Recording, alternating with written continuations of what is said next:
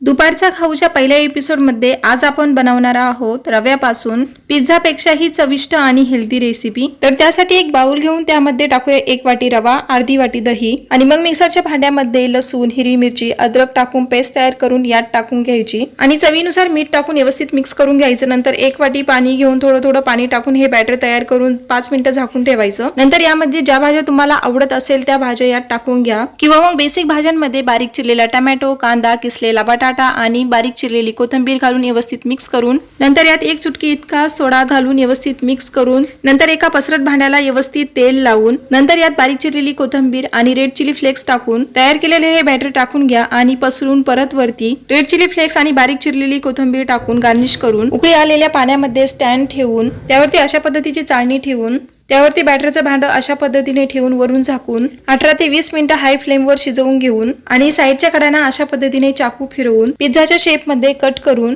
एका दुसऱ्या भांड्यामध्ये काढून गॅस चालू करून तव्यावरती 2 चमचे तेल, जिरे, मोहरी, पांढरे तीळ घालून तव्यावरती व्यवस्थित पसरवून तयार केलेला हा रव्याचा पिझ्झा ठेवून दोन्ही साईडने व्यवस्थित भाजून घेतल्यावर दुपारच्या खाऊसाठी किंवा नाश्त्यासाठी हा हेल्दी आणि टेस्टी रव्याचा पिझ्झा तयार होतो आणि खायला सुद्धा खूप चविष्ट लागतो। त्यामुळे तुम्ही सुद्धा एकदा नक्की ट्राय करा।